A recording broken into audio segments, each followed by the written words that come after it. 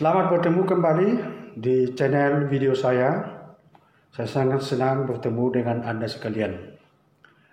Pada kesempatan ini kita akan membicarakan masalah new normal dalam hubungannya dengan pandemi corona atau COVID-19. New normal atau kondisi kehidupan yang baru yang dipromosikan oleh Badan Kesehatan Dunia World Health Organization tidak berarti bahwa penyebaran virus corona telah terkendali sehingga kita hidup dalam kehidupan normal seperti saat sebelum pandemi corona itu terjadi di dunia, khususnya di Indonesia. New normal itu merupakan pilihan yang sangat pahit yang diambil oleh negara-negara di dunia pada saat angka terinfeksi COVID-19 dan angka kematian semakin meningkat dari waktu ke waktu dan hari ke hari. New normal ini terpaksa dilakukan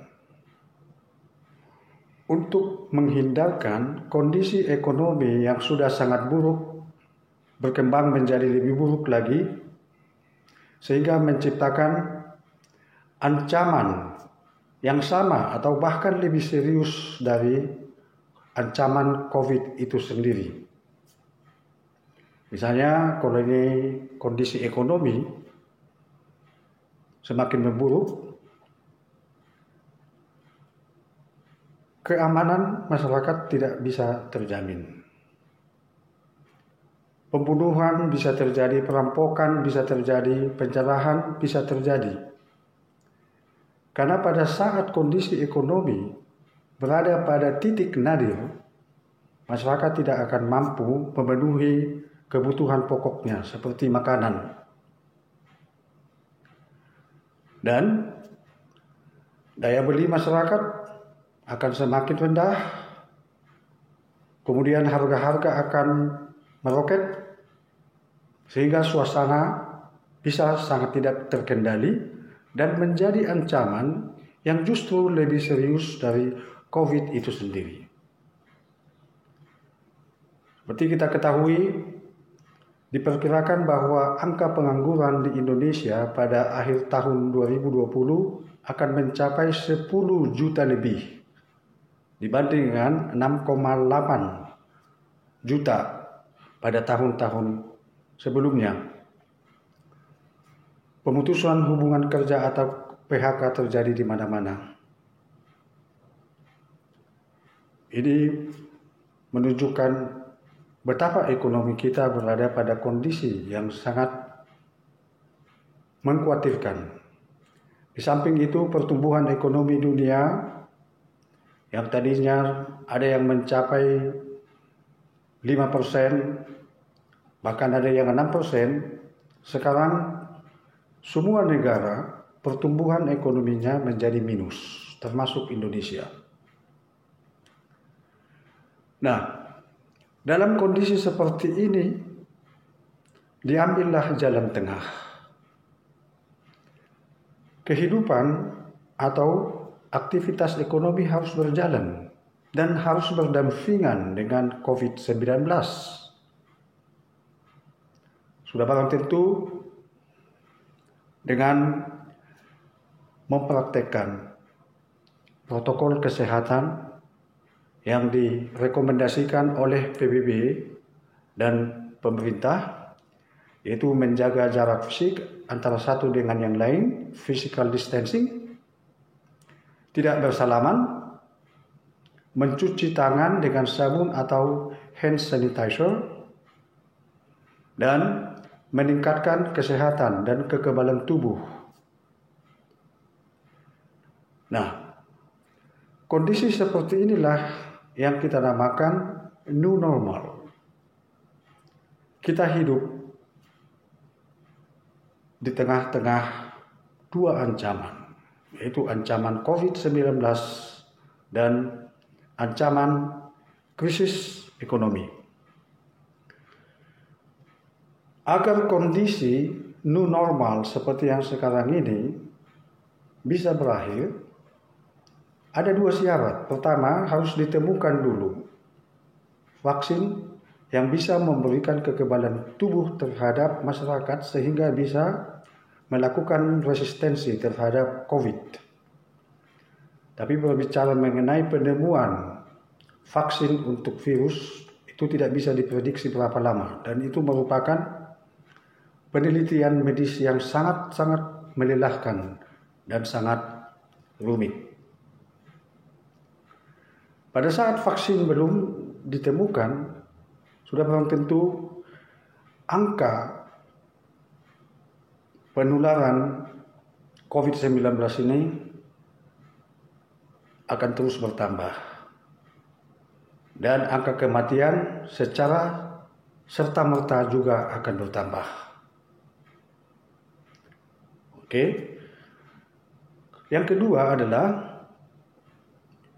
apabila sudah tercipta apa yang kita namakan herd immunity. Herd immunity ini adalah apabila sebagian besar masyarakat atau 70% masyarakat sudah kebal terhadap COVID-19 akibat penemuan vaksin dan akibat kelompok masyarakat mayoritas ini telah sembuh dari COVID corona. Tapi herd community ini juga makan waktu yang sangat lama. Kalau sudah hampir 70% masyarakat kebal terhadap COVID-19 ini, masyarakat lain diyakini tidak akan terpapar lagi dengan virus corona atau pada saat itu kondisi sudah normal. Tapi sudah barang tentu sebelum kekebalan masyarakat ini tercipta, juga akan banyak makan korban. Makin bertambah lagi jumlah penderita COVID-19 dan angka kematian. Nah, ini yang perlu kita ketahui.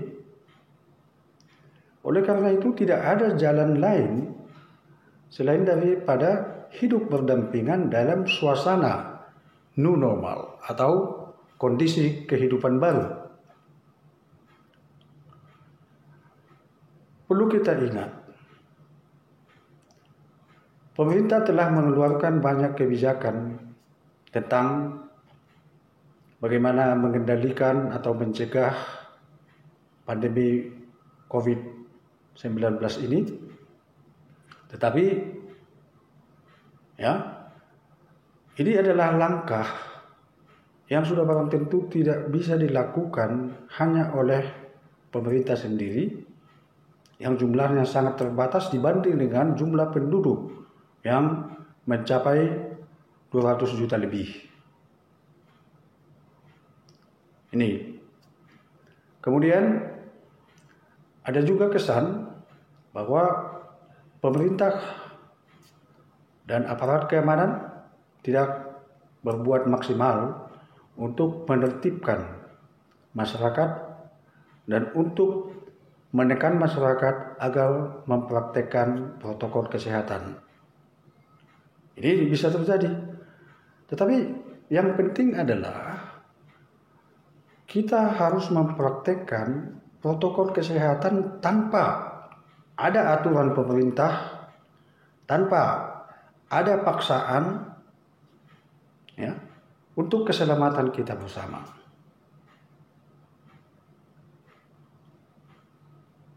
Mari kita bayangkan, kalau kita tidak mempraktekkan protokol kesehatan, kita tinggal menunggu giliran kita. Ini hanya masalah waktu. Anda, istri Anda, anak-anak Anda akan menjadi korban berikutnya. Oleh karena itu diperlukan kesadaran kolektif, mulai dari pribadi, ya, keluarga, kelompok masyarakat di lingkungan tempat tinggal dan di tempat-tempat kerja. Selamatkanlah diri Anda yang secara otomatis akan menyelamatkan keluarga Anda, menyelamatkan lingkungan tempat tinggal Anda, lingkungan kerja Anda, menyelamatkan kota, menyelamatkan bangsa, dan menyelamatkan dunia. Tidak bisa kita bayangkan kalau kita harus mempraktekkan atau menyadari atau menyesali dengan tidak ada guna ketika kita sudah terkena infeksi COVID ini. Sebelum ini terjadi, mari kita praktekkan protokol kesehatan yang jauh lebih gampang dan lebih mudah daripada kalau kita sudah terpapar virus corona. Jika Anda menjadi korban, kemungkinan besar istri Anda dan keluarga Anda akan terancam punah. Sudah kita lihat di media-media massa, televisi, dan medsos, di satu keluarga ada yang meninggal, suami dan istri. Bahkan ada yang meninggal seluruh keluarga itu. Bayangkan kalau itu terjadi. Untuk apa kita berjuang sejak kecil sampai kita menjadi seperti kita yang sekarang? Menjadi tokoh, menjadi politisi, menjadi pengusaha, dan mempunyai aset sebagai hasil kerja keras kita. Siapa nanti yang mewarisi ini? Jadi mari kita berpikir kritis, berpikir realistis, dan bertindak realistis. Tidak sampai di situ. Bayangkan kalau kita terpapar virus corona dan kita meninggal, kita akan dikuburkan dengan yang lain-lain secara massal, tanpa bisa dilihat orang, dan tanpa acara seperti acara keagamaan. Ini kematian yang sangat mengerikan. Jadi kita harus menghindarkan dan mencegah ini. Lebih mudah mencegah daripada mengobati atau menghindar dari kenyataan. Kita lihat sekarang angka penderita atau yang terpapar virus corona di dunia sudah mencapai 11 juta. 11 juta orang dengan angka kematian sekitar 500.000 orang. Dan khusus di Indonesia, angka yang terpapar virus corona sudah mencapai 60.000 lebih. Dengan angka kematian 3.000 lebih. Ya. Yang ditandai dengan kenaikan rata-rata angka terpapar virus corona di atas 1.000. Ini terus berkembang. Kalau kita merenungkan flu Spanyol yang juga diakibatkan oleh penyebaran virus terjadi pada tahun 1818 sampai 1820, 2 tahun, dengan memakan korban sekitar 200 juta di seluruh dunia dan sekitar 2 juta di Indonesia sebelum penduduk Indonesia mencapai 100 juta orang. Nah, mari kita lihat banyaknya jumlah korban pada saat pandemi flu Spanyol terjadi pada gelombang kedua. Pada gelombang pertama tidak begitu besar, tapi pada gelombang kedua sangat besar. Nah, mari kita bayangkan yang terjadi di Indonesia sekarang ini merupakan gelombang pertama. Jadi bisa kita bayangkan kalau gelombang kedua itu mengikuti pola seperti gelombang kedua virus Spanyol atau flu Spanyol, berapa banyak penduduk dunia yang akan punah, berapa banyak penduduk Indonesia yang akan punah. Kita tidak tahu berapa lama pandemi COVID-19 ini akan terjadi. Bisa seperti flu Spanyol 2 tahun, bisa 3 tahun, bisa 4 tahun. Jadi ini sesuatu yang harus kita waspadai. Kita tidak perlu bersifat semacam merasa yakin bahwa Anda sehat. Ya. Ternyata orang-orang yang sehat pun seperti atlet, olahragawan, ya, juga terpapar virus corona. Bahwa Anda mengatakan kalau Anda yakin bahwa Anda tidak terkena, itu tidak betul. Tak ada hubungannya itu dengan tekad bahwa kita tidak akan terkena. Tidak betul itu. Buktinya, orang-orang yang melakukan ibadah yang merasa yakin tidak akan terpapar pandemi COVID-19, ternyata secara massal menjadi korban. Jadi tidak ada alasan tentang itu. Siapapun bisa kena. Ya? Dan penyebarannya begitu mudah. Bukan hanya melalui droplet, tetapi juga melalui komunikasi yang sangat dekat. Atau memegang benda-benda yang dipegang oleh yang terpapar virus corona. Karena virus corona ini bisa bertahan hidup di benda tanpa pori, termasuk logam, besi, dan sebagainya, apalagi kertas-kertas seperti uang dan sebagainya. Jadi sangat mudah. Kita bisa bayangkan apa yang terjadi kalau ini pandemi corona ini berlanjut sampai 2-3 tahun, 4 tahun. Lebih baik kita menyadari ini sekarang. Jangan kita terbawa satu penanaman konsep bahwa seolah-olah pandemi corona ini tidak ada. Ada yang mengatakan bahwa ini adalah hanya politik. Ini adalah suatu rekayasa. Korban tidak mungkin sebanyak itu. Karena yang tidak sakit pun dikatakan mati. Kalau meninggal dikatakan meninggal karena COVID. Tidak seperti itu. Saya mempunyai beberapa orang teman yang sudah meninggal karena COVID corona. Dan Anda juga pasti mengenal banyak orang yang sudah meninggal karena corona. Apakah Anda bilang bahwa COVID corona ini tidak betul? Ya, Anda membohongi diri sendiri.